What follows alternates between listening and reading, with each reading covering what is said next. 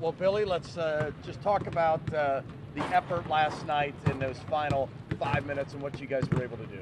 Oh, just played really hard. The game was actually eerily similar to the game 2 years ago when we played each other in Chicago. I thought for 35 minutes we were probably a little better than they were, and then the last 5 minutes they did what they needed to do to win. And probably last night, there were a lot of times where Richmond was outplaying us, and the last 5 minutes our guys just willed themselves to victory. And certainly our defense, to hold them to 51, I think that's their either second lowest or third lowest point total of the season, is phenomenal. Well, it's all about survive and advance, and not much time to celebrate last night. You got a pretty good team coming in here tomorrow night. Well, Santa Clara just put 88 at Purdue, scored 88 at Purdue, and Matt Painter and those guys are some of the best defensive minds anywhere. And the reason is Santa Clara has really good players. Foster has scored, I think, 2,500 points in his career. Their two-guard, their starting point guard, Rockaway, can just take over a game. Their four-man, whose name I'm not even going to try to pronounce, can really go. And they've got their worst three-point shooter, other than their center, on their team that they play, shoots 35% from the three.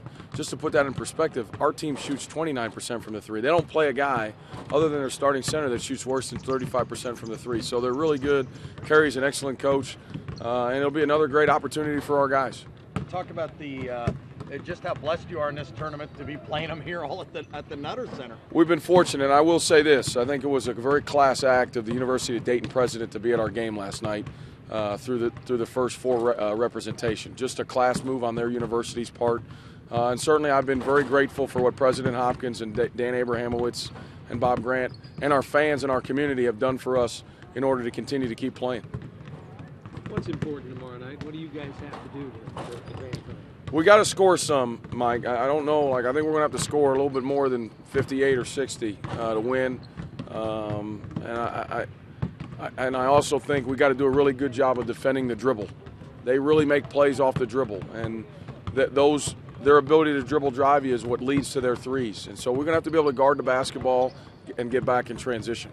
Scoring is important, but defense has gotten you here. Your defense is better. Yeah, we're going to have to guard. There's no doubt about that. But I do think offensively it's going to be a game. Richmond can guard you too.